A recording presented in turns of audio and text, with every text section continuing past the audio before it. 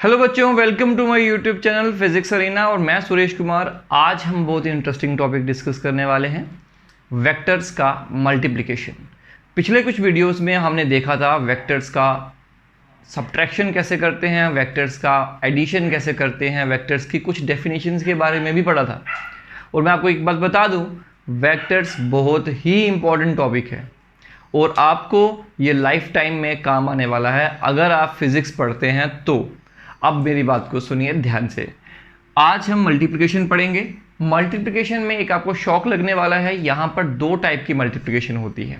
जैसे कि आप देखते थे कि स्केलर अलजेब्रा में मल्टीप्लिकेशन करने का तरीका क्या होता था, तो आपको बचपन में सिखाया गया था। जैसे 2 × 3 होता है 6, 5 × 4 होता है 20। ये है स्केलर अलजेब्रा, मतलब स्केलर्स का मल्टीप्लाई सिंपल मल्टीप्लिकेशन से हो जाता है। लेकिन वेक्टर्स को अगर 2 मल्टीप्लाई करना है तो ये वाला रूल फॉलो नहीं होता। तो देखिएगा, अगर एक स्केलर को किसी स्केलर से मल्टीप्लाई करना है तो कोई प्रॉब्लम नहीं है। कौन सा वाला? अलजेब्रा नॉर्मल वाला चलेगा, सिंपल मल्टीप्लिकेशन।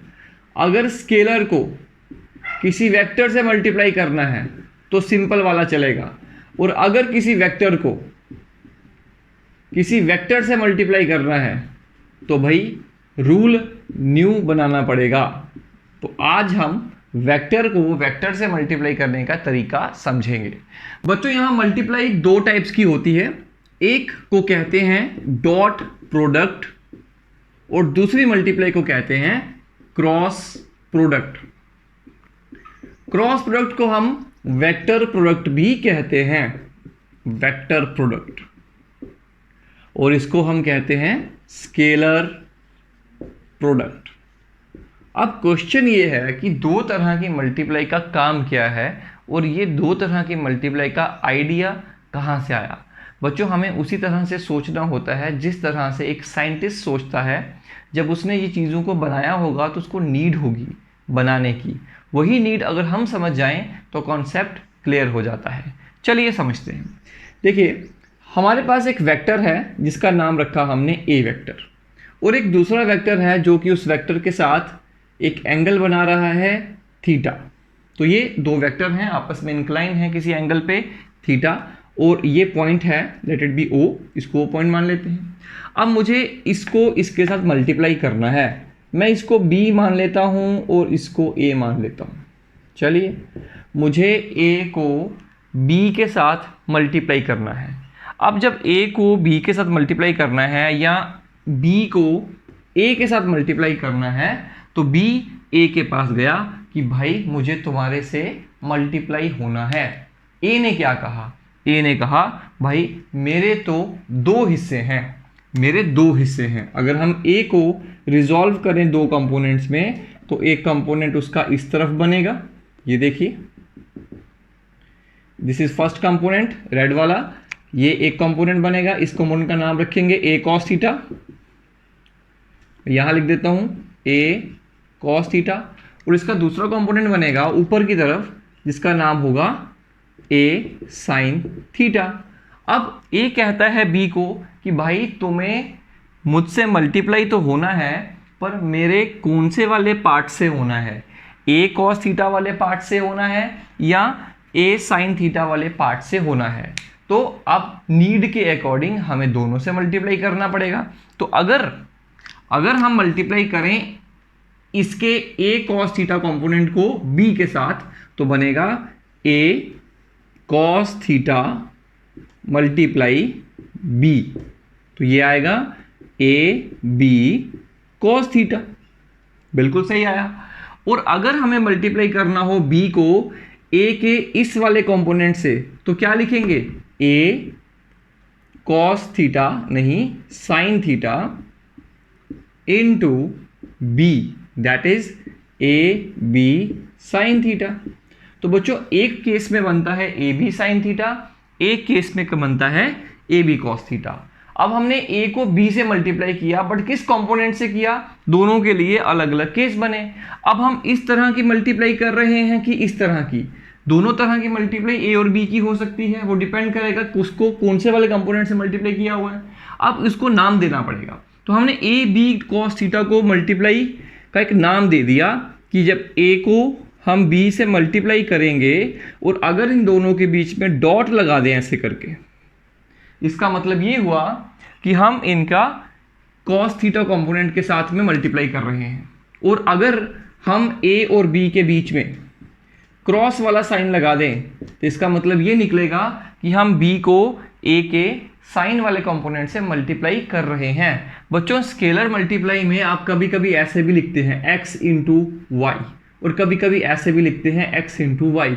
ये दोनों सिंबल्स हम यूज करते हैं स्केलर अलजेब्रा में।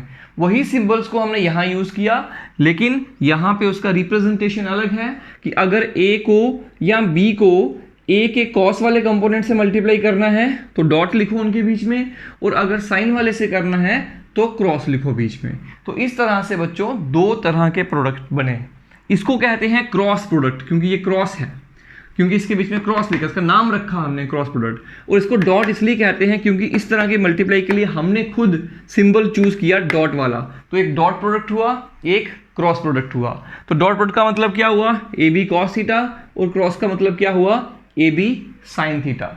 तो ये है इसका बेसिक कॉन्सेप्ट। तो चलिए अब हम डॉट प्रोडक्ट को क्लियरली समझने की कोशिश करते हैं, उसको अच्छे से एक्सप्लेन करके समझते हैं। तो चलिए बच्चों देखते हैं, अगर हमारे पास में दो वेक्टर्स हैं, एक वेक्टर का नाम रखा a, तो दूसरे वेक्टर का हमने अगर नाम रखा b, और इनके बीच में कुछ एंगल है थीटा, तो a डॉट b का मतलब क्या होगा, a डॉट b का मतलब होता है कि a, देखिएगा यहाँ से मैं एक परपेंडिकुलर ड्रॉ करता हूँ, ये परपेंडिकुलर ड्रॉ किया, और इस परपेंडिकुलर के साथ में ही b का जो एक कंपोनेंट होगा इस तरफ, उसका नाम रखेंगे b cos थीटा। तो ये इसका कंपोनेंट है। तो अगर हम a वेक्टर को b के cos वाले कंपोनेंट से मल्टीप्लाई करें तो उसका नाम हम डॉट प्रोडक्ट रखते हैं। तो इसका मतलब ये हुआ, इसका मतलब ये हुआ a b cos of theta. Theta is the angle between a and b।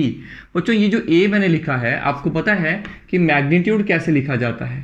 किसी का भी मैग्नीट्यूड वेक्टर का लिखना हो तो उसका तरीका होता है या तो सिंपली a लिखो इस तरह से, या फिर उसको ऐसे लिख लीजिए। तो मैं यहाँ पे आपको प्रॉपरली लिख के दिखाता हूँ, a dot b is equal to magnitude of a into simple वाला multiply magnitude of b, magnitude को सिंपली मल्टीप्लाई करते हैं स्केलर वाला, into cos of angle between them. तो this is the cross dot product. तो बच्चों सबसे पहला रूल ये है कि डॉट प्रोडक्ट जो है that is a scalar product. इसको स्केलर प्रोडक्ट क्यों कहते हैं, क्योंकि इसका जो रिजल्ट आएगा, देखो बच्चों अगर एक गधा है, गधे का बेटा भी गधा होगा, गधा गधा गधा बनाएगा। लेकिन यहां पर क्या हो रहा है, वेक्टर इंटू वेक्टर, वेक्टर नहीं बन रहा, वेक्टर इंटू वेक्टर स्केलर बन रहा है। देखो इसको फोकस रखिए, ये भी मैग्नीट्यूड है किसी चीज ए का, ये भी मैग्नीट्यूड है, ये भी एक वैल्यू है। तो इसका जो आंसर आएगा a डॉट b करके, वो आंसर स्केलर होगा। याद रखिएगा a वेक्टर होगा, b भी वेक्टर होगा, लेकिन जो डॉट करके जो इसका रिजल्ट बनेगा, प्रोडक्ट बनेगा, वो एक स्केलर होगा, इसलिए उसको स्केलर प्रोडक्ट कहा जाता है। दूसरी बात, ये जो वेक्टर, ये जो प्रोडक्ट है, दिस इज कम्यूटेटिव। कम्यूटेटिव का मतलब तो आप समझते ही होंगे, आपने बचपन में पढ़ा होगा कम्यूटेटिव क्या होता है कि a dot b is equal to b dot a। जैसे कि आप देखते हैं कि a डॉट b होगा a b cos थीटा, तो b डॉट a क्या होगा, b a cos थीटा, मतलब तो सेम ही हुआ, इसलिए कम्यूटेटिव प्रोडक्ट होगा ये। दूसरी बात मैं आपको एक और बताता हूं, अगर मान लीजिए एक वेक्टर आपके पास है, this is point number 1, this is point number 2, this is point number 3। मान लीजिए एक वेक्टर आपके पास है जिसका नाम है a वेक्टर, दूसरा वेक्टर है b, और इन दोनों के बीच में एंगल है 90 degree.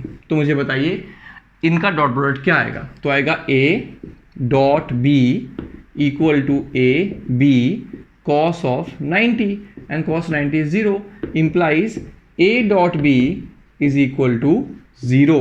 It means if angle between A and B is 90, this implies A dot B equal to 0। मतलब अगर दो वेक्टर्स के बीच में एंगल 90 डिग्री है तो उनका डॉट प्रोडक्ट 0 आएगा। और ये बात भी याद रखो, इसका उल्टा भी ट्रू होता है। अगर दो वेक्टर्स का प्रोडक्ट 0 है, डॉट प्रोडक्ट 0 है, तो इसका मतलब क्या होगा कि उन दोनों के बीच में एंगल कितना होगा, 90 डिग्री होगा। तो बच्चों यहीं से एक बात और समझते हैं। आपने सुना होगा कि एक्स एक्सिस की डायरेक्शन को आई कैप कहा जाता है, यूनिट वेक्टर। वाई कैप की डायरेक्शन को, वाई की डायरेक्शन को जे कैप से डिनोट करते हैं, और जेड की डायरेक्शन को के कैप से डिनोट करते हैं। बिल्कुल, ये तीनों जो हैं इन्हें हम ऑर्थोगोनल वेक्टर्स कहते हैं। ऑर्थोगोनल कौन होते हैं, जिनके बीच में एंगल 90 डिग्री होता है, उन्हें ऑर्थोगोनल वेक्टर कहा जाता है। तो अब इसको समझते हैं कि आई डॉट आई क्या होगा, सॉरी आई डॉट जे क्या होगा। देखो भाई, ये एक यूनिट वेक्टर है, इसका मैग्नीट्यूड 1 है, अदरवाइज वेक्टर तो है ही, और इन दोनों के बीच में एंगल कितना है, 90 डिग्री। तो आई डॉट जे कितना होगा, 0। Why, angle is 90, that's why dot product is 0। इसी तरीके से आई डॉट के क्या आएगा, 0 आएगा। इसी तरह से आगे कर सकते हैं, जे डॉट के क्या आएगा, वो भी 0 आएगा। तो याद रखिएगा, आई का जे के साथ डॉट प्रोडक्ट जो होगा वो 0 होगा, जे का के के साथ 0 होगा, के का आई के साथ 0 होगा। तो ये हो गया point number 3। It is very important point number, इसके ऊपर बहुत सारे न्यूमेरिकल्स एग्जाम में पूछे जाते हैं। नंबर 4 पॉइंट डिस्कस करते हैं, dot product of two parallel vectors. Let us suppose you have a vector A and you have another vector B, both vectors are parallel to each other, means इनके बीच में angle कितना होगा, 0 degree, और इनका dot product क्या होगा, A dot B equal to, that is A magnitude of A magnitude of B into cos of 0 degree. cos 0 degree is 1, that means a into b, that value is maximum। why?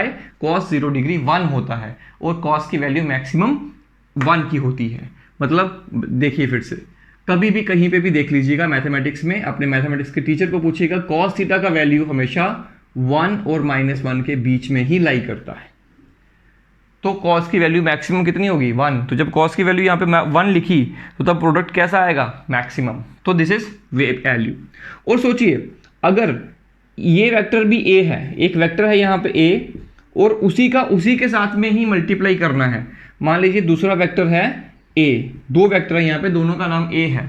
अब a dot a क्या होगा, तो a dot a होगा magnitude of a into magnitude of b, a into cos of 0 degree, क्योंकि दोनों के बीच में angle 0 है, पैरेलल होंगे दोनों। तो a इंटू ए स्क्वेयर। तो याद रखिएगा a डॉट a स्क्वेयर होता है, ये भी याद रखिएगा। इसी को अब हम i और j और k में अप्लाई करते हैं, तो देखिए क्या बनेगा।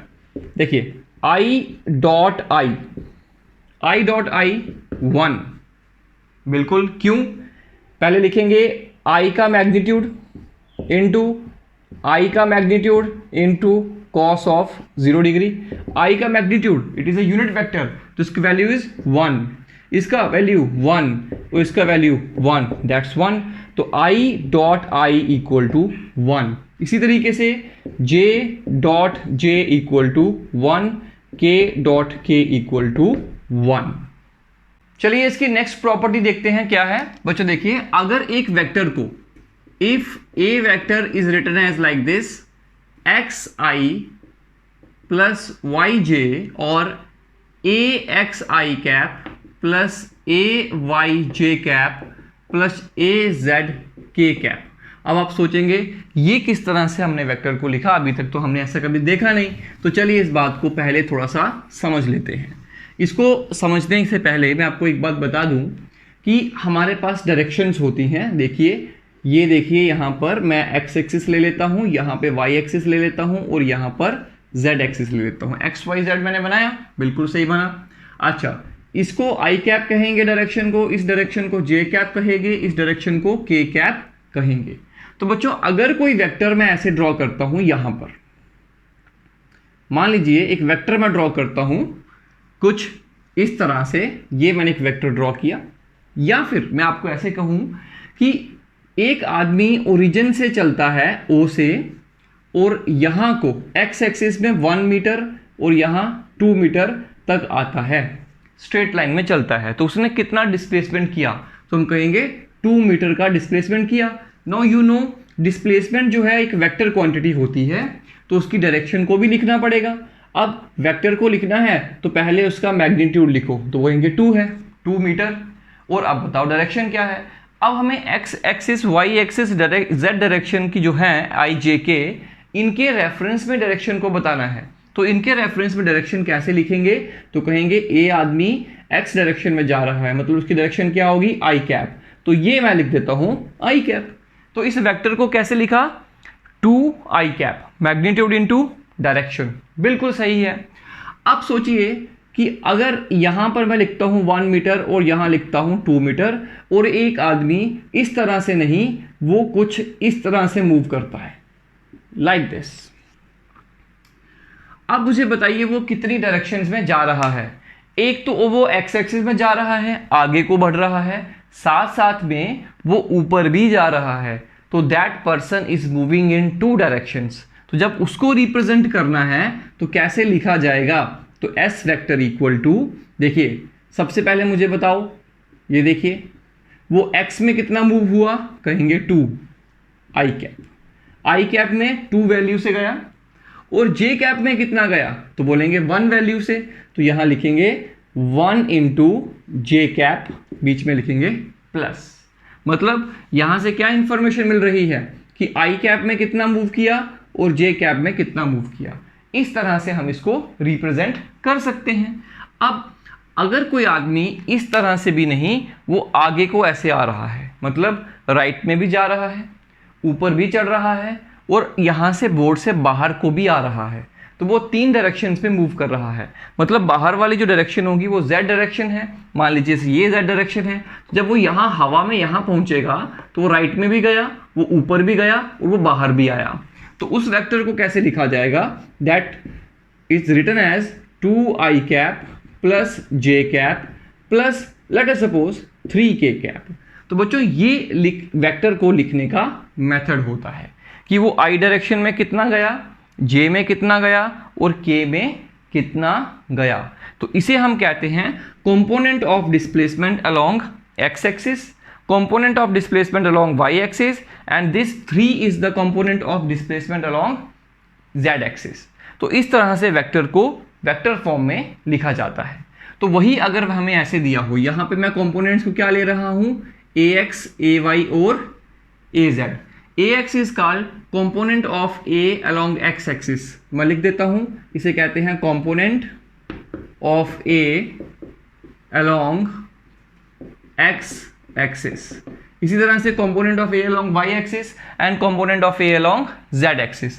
और अगर हम बी दूसरा वेक्टर है, उसको अगर हम ऐसे लिखते हैं बी एक्स आई cap plus B Y J cap plus B Z K cap, तो बिल्कुल सही है। अब मुझे बताइए ए डॉट बी अगर हमें करना हो और वेक्टर्स हमें इस फॉर्म में दिए हों तो कैसे मल्टीप्लाई करेंगे? तो लेट अस सी। तो देखिएगा सबसे पहले हम क्या करेंगे, यहां लिखेंगे ए x I cap plus A Y J cap plus A Z K cap, ये एक वेक्टर आया। डॉट बी एक्स आई cap plus B Y J cap plus B Z K cap. अब इन दोनों का डॉट प्रोडक्ट करना है, मतलब पहले इसकी फर्स्ट टर्म को उन तीनों से करना है डॉट, फिर दूसरी टर्म को उन तीनों से करना है, फिर तीसरी टर्म को उन तीनों से करना है। तो चलिए 1 बाई 1 करते हैं। ध्यान रखिएगा पहले इसकी फर्स्ट टर्म को इसकी फर्स्ट टर्म से करो, तो आएगा A X B X I dot I, बीच में डॉट है तो वेक्टर्स का डॉट होगा। स्केलर्स, ये ए और बी स्केलर्स हैं, इनका सिंपल मल्टीप्लाई होगा। प्लस पहले वाले का दूसरे से करो, A X B Y I dot J plus A X B Z I dot K plus A Y, अब दूसरी वाली को पकड़ लो, A Y B X J dot I plus A Y B Y J dot J plus A Y B Z J dot K, इसी तरीके से plus A Z B Z K, sorry यहाँ एक्स आएगा, तीसरी वाली को तीनों से करना है डॉट, तो यहाँ आएगा I dot K plus A Z B Y I dot, sorry it's not I actually, यहाँ आएगा के डॉट आई, यहाँ आएगा के डॉट जे और यहाँ आएगा ए जेड बी जेड के डॉट के। ये हमने तीनों को मल्टीप्लाई कर दिया, तीनों को तीनों बार मल्टीप्लाई करना है तो 9 टर्म्स टोटल बनेंगी। अभी मैंने आपको पढ़ाया कि आई डॉट जे 0 होता है तो ये टर्म खत्म, आई डॉट के 0 है, जे डॉट के 0 है, के डॉट जे 0 है, के डॉट आई 0 है, जे डॉट आई 0 है, तो बच्चों 1 2 3 टर्म्स बचेंगी। तो पहली टर्म आई डॉट आई 1, तो यहाँ से आएगा A X B X, J dot ये 1 अभी बताया मैंने, ए वाई बी वाई, और प्लस इसका देखिए ए जेड बी जेड, ये के डॉट के 1 होता है अभी हमने पढ़ा, तो ए डॉट बी क्या आया, ए डॉट बी आया देखिएगा ए एक्स बी एक्स ए वाई बी वाई और ए जेड बी जेड, मतलब आई वाले की जो कंपोनेंट है उसको आई वाले के कंपोनेंट से मल्टीप्लाई करो, प्लस जे वाले को जे वाले से मल्टीप्लाई करो, प्लस के वाले को के वाले से मल्टीप्लाई करो। एग्जाम्पल, एक एग्जाम्पल देखते हैं। लेट अस सपोज एक वेक्टर है 2 3 आई कैप प्लस 2 जे कैप प्लस 3 के कैप, और एक बी वेक्टर है 4 आई कैप प्लस 6 जे कैप प्लस 1 या 2 के कैप। तो बच्चों बताओ इनका डॉट प्रोडक्ट कैसे करेंगे, तो कहेंगे आई वाले को आई वाले से करो, मतलब 3 into 4 plus 2 into 6 plus 3 into 2, तो it comes out to B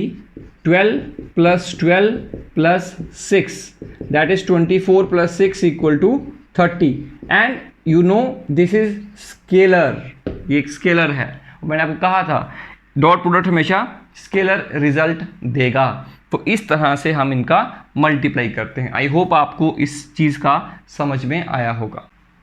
तो चलिए इसके बाद हम कुछ न्यूमेरिकल्स को डिस्कस कर लेते हैं। बच्चों एक न्यूमेरिकल दिया हुआ है हमें, ये वेक्टर दिया, ये बी वेक्टर दिया, कहते हैं कि prove that vectors A and B are perpendicular to each other. हमें ये प्रूफ करना है कि इन दोनों के बीच में जो एंगल है वो 90 डिग्री है। तो चलिए इसका सोल्यूशन करते हैं। बच्चों इस तरह के क्वेश्चन बहुत ही इंपॉर्टेंट होते हैं, मैं आपको एक होमवर्क के लिए भी दे दूंगा, आप ट्राई करिएगा। Prove that A and B are perpendicular. तो याद रखो अभी हमने एक रूल स्टडी किया था कि अगर एक वेक्टर, या मैं यहां लिखता हूं, हम जानते हैं अगर किसी वेक्टर का डॉट प्रोडक्ट 0 हो, दो वेक्टर्स का डॉट प्रोडक्ट अगर 0 हो, इसका मतलब ये होता है कि वो उन दोनों के बीच में एंगल 90 डिग्री होगा। या अगर दो वेक्टर हैं और उनके बीच में एंगल 90 डिग्री है तो इसका मतलब ये होता है कि उनका डॉट प्रोडक्ट 0 होगा। तो बच्चों चलिए इनका डॉट प्रोडक्ट निकालते हैं ए डॉट बी। तो मुझे बताइए कैसे लिखेंगे। आपको अभी मैंने फॉर्मूला बताया कि आई वाले के कंपोनेंट को आई वाले के कंपोनेंट से मल्टीप्लाई करो, तो इसका कंपोनेंट 1 है, इसका 2 है, तो 1 मल्टीप्लाई 2, प्लस जे वाले को जे से करो तो 2 मल्टीप्लाई -1, इसका -1 है, 2 मल्टीप्लाई -1, प्लस के वाले को के से करो। बच्चों यहाँ पे तो के है नहीं, मैं इमेजिनेशन के लिए लिख लेता हूँ 0 के, तो 3 इंटू 0, तो देखिएगा 2 minus 2, that comes out to be 0. It means a dot b is equal to 0. This implies a is perpendicular to b. तो बच्चों ये हमने इसको प्रूफ कर दिया। अब मैं आपको एक होमवर्क में क्वेश्चन देता हूं, आप इसको नोट कर लीजिएगा। लेट अस सपोज मैं आपको कहता हूं 2 I cap plus 3 J cap plus या माइनस के कैप, और जो b है that b is your 2 I cap plus 2 I cap plus 10 K cap। बच्चों प्रूव करो कि ये दोनों वेक्टर जो हैं वो परपेंडिकुलर हैं। तो ये आपने खुद प्रूफ करना है, इससे आपको कॉन्फिडेंस आएगा जब आप इसको करेंगे। तो चलिए इस क्वेश्चन के बाद में एक टाइप का क्वेश्चन और करते हैं जो डॉट प्रोडक्ट के ऊपर बनता है। देखिएगा, अब हमारे पास दो वेक्टर्स हैं, A equal to I vector plus J vector या A cap plus J cap plus K cap, यहाँ पे 1 1 1 होंगे, और जो बी है वो है -2 आई कैप -2 जे कैप -2 के कैप। कहते हैं find angle between A and B. बच्चों इसका आंसर जो है ना मैं आपको बिना कैलकुलेट करे बता सकता हूं। अब मैं कैसे बता सकता हूं, मैं चाहता हूं कि अगर वो चीज़ें आप सीख लें तो आप भी बता सकते हैं। कुछ ऐसे क्वेश्चंस होते हैं जिनको कैलकुलेट करने की ज़रूरत नहीं होती, हम करेंगे इसको, लेकिन ऐसे भी हमें आंसर पता होने चाहिए। तो मैं आपको बताता हूं कि इसके पीछे कॉन्सेप्ट क्या है। तो देखिएगा, मान लेते हैं हमारे पास में यहाँ पे एक्स एक्सिस है, बिल्कुल है, वाई एक्सिस है, बिल्कुल है, और जेड एक्सिस कहाँ होगा, जेड एक्सिस बाहर को होगा, ये, क्योंकि तीनों परपेंडिकुलर होते हैं, मतलब इस तरह से है। देखिएगा ये 3 पेन है मेरे पास, मैं इनको यहाँ पे रिप्रेजेंट करता हूँ, these are the 3 vectors, these are the 3 vectors like this, X axis, Y axis and this is Z axis. अब बताइए ये जो वेक्टर है ए, इसकी क्या डायरेक्शन होगी, तो हम कहेंगे ये 1 वैल्यू से इधर को जा रहा है, 1 वैल्यू से जे की तरफ जा रहा है, तो 1 वैल्यू से के की तरफ जा रहा है। मतलब ये कहाँ जा रहा होगा, अगर ये आपके तीनों एक्सिस हैं तो ये बीचों बीच यहाँ से जा रहा होगा, मतलब ये इसकी डायरेक्शन होगी। बिल्कुल सही। अब बताइए मैं यहाँ पे बना देता हूँ के कैप का इस तरह से डायरेक्शन। ओके, चलिए के कैप हो गया। दूसरा है 2 आई कैप 2 जे कैप 2 के कैप, तीनों का 2 एक जैसा है और तीनों में माइनस है। मतलब ये देखिएगा ये है, ये अगर आपका इस तरह से रखता हूं, ये आई है तो ये माइनस आई है, ये अगर के है तो ये माइनस के है, और ये अगर जे है तो ये नीचे को माइनस जे है। तो मैं आपको नेगेटिव एक्सिस दिखाता हूं। देखो ये आई है तो अगर मैं इधर को रखूंगा तो ये बन जाएगा माइनस आई। अगर ये क्या है, ये है ऊपर की तरफ जे, तो मैं अगर नीचे रखूंगा तो ये बन जाएगा माइनस जे। तो ये आ गया हमारे पास जे माइनस आई, और अगर मैं इसको कहाँ रखूं, अपनी तरफ रखूं, ये आ जाएगा माइनस के। तो बच्चों ये 3 तरह से 1 2 3 ये नेगेटिव वेक्टर्स आ गए। अब ये कह रहे हैं 2 2 2 तीनों तरफ बराबर है, तो ये भी कहाँ आएगा, बीचों बीच, बिल्कुल ये वेक्टर इस तरफ आएगा। और वो जो था वो कहाँ जा रहा था, वो इस तरफ जा रहा था बीचों बीच। आप सोचो ये इस तरफ जा रहा है और ये इसके बिल्कुल अपोजिट को आ रहा है, बिकॉज ये पॉजिटिव है ये नेगेटिव है, तीनों की रेशियो सेम है 1 1 1, यहाँ 2 2 2। तो सोचो एक वेक्टर अगर इधर को जा रहा था तो दूसरा वेक्टर इधर को आ रहा है। अब बताइए दोनों के बीच में एंगल कितना होगा बच्चों, 180 होगा। ये मैंने समझ से निकाला, अंडरस्टैंडिंग से निकाला, कॉन्सेप्ट से निकाला। तो जब ये कॉन्सेप्ट होगा तो आपको जेई में या आपके नीट एग्जाम में ज़्यादा टाइम नहीं लगेगा क्वेश्चंस को सॉल्व करने के लिए, क्योंकि फॉर्मूला बच्चों मुसीबत की घड़ी में याद नहीं आते हैं, ये बात याद रखिएगा। चलिए इसको फॉर्मूला से करते हैं, फॉर्मूला से करके देखते हैं क्या होता है। तो मैं आपको फॉर्मूला बताऊं, आप जानते हैं A dot B equal to A B cos theta होता है। ये एक्चुअली मैग्नीट्यूड है ए का और बी का, ठीक है। अब मुझे बताइए कॉस थीटा कितना होगा, हमें कैलकुलेट तो थीटा करना है, that is A dot B upon magnitude of A into magnitude of B. तो सबसे पहले हम ए डॉट बी कैलकुलेट करेंगे, फिर ए का मैग्नीट्यूड कैलकुलेट करेंगे, फिर बी का मैग्नीट्यूड कैलकुलेट करेंगे, उनको यहाँ पे पुट करेंगे, आपको थीटा मिलेगा। तो चलिए सबसे पहले ए डॉट बी कैलकुलेट कर लेते हैं। तो सबसे पहले हम इसको लगा लेते हैं इक्वेशन नंबर 1, ए वेक्टर का वैल्यू आप जानते हैं, तो ए डॉट बी कैसे कैलकुलेट करेंगे, ए डॉट बी होगा, देखिएगा 1 into -1 plus 1 into, sorry it's 2 actually, 1 into -2 1 into -2 plus 1 into -2। तो ये आएगा आपके पास -2 -2 दैट इज इक्वल टू -6 आएगा। तो ए डॉट भी -6 आया। अब हमें निकालना है ए का मैग्नीट्यूड। बच्चों याद रखो मैग्नीट्यूड निकालने का तरीका, देखिए रूट, फॉर्मूला क्या होता है, अगर आपके पास कोई वेक्टर है इस तरह से x i cap Y J cap Z K cap. तो इसका मैग्नीट्यूड निकालने का फॉर्मूला होता है, मतलब इसकी वैल्यू देखो, इसके पास दो चीज़ें हैं, मैग्नीट्यूड और डायरेक्शन। ये उसके कंपोनेंट्स के मैग्नीट्यूड दिए हैं एक्स वाई जेड, पर इसका नेट मैग्नीट्यूड कितना आएगा, that is X square plus Y square plus Z square. बच्चों ये वाला जो फॉर्मूला है ना, ये आपने 10th में या 9th में पढ़ा हुआ है, जिसे हम कहते हैं डिस्टेंस फॉर्मूला, और ये वही है अगर हम कंसेप्चुअली बात करेंगे। नेक्स्ट वीडियो में मैं आपको बताऊंगा इसका कॉन्सेप्ट क्या है, कैसे बना। फिलहाल मैग्नीट्यूड निकालने का फॉर्मूला याद रखिए। चलिए ए का मैग्नीट्यूड निकालिए, 1 square 1 square 1 square that is equal to √3। और बी का मैग्नीट्यूड बताइए कितना होगा, that is equal to root -2 square -2 square -2 square that is equal to 4 + 4 + 4, यही आएगा 4 4 4 √12 दैट इज इक्वल टू 12 का रूट क्या होगा, दैट इज 4 × 3 दैट इज 2 √3। अब बच्चों मुझे बताओ cos थीटा किसके बराबर आएगा, cos theta equal to a.b that is -6 upon, नीचे क्या आएगा, मैग्नीट्यूड ऑफ a √3 मल्टीप्लाई 2 √3। तो बच्चों ये 2 1 2 2 3 6, ये आएगा -3 अपॉन √3 × √3 3, ये भी कट गए, आंसर इज -1। तो cos थीटा की वैल्यू कितनी आई, दैट इज -1। और आप जानते हैं शायद थीटा कितना होगा फिर 180 डिग्री, क्योंकि cos थीटा का वैल्यू -1 कब होता है, 180 डिग्री पे। तो ये बात याद रखिए, आंसर हमारा वही आया जो हम चाहते थे और जो हमने गेस किया था। तो इस तरह से हम प्रॉब्लम्स को सॉल्व करते हैं डॉट प्रोडक्ट्स की। तो बच्चों अगली वीडियो में हम आपसे डिस्कस करेंगे क्रॉस प्रोडक्ट के बारे में और उसके न्यूमेरिकल्स के बारे में। मेरा एक टेलीग्राम पर चैनल है, उस चैनल को ज्वाइन करें, उसमें आपको इन चीज़ों के regarding numericals, question paper, study material सब वहाँ पर मिल जाएगा।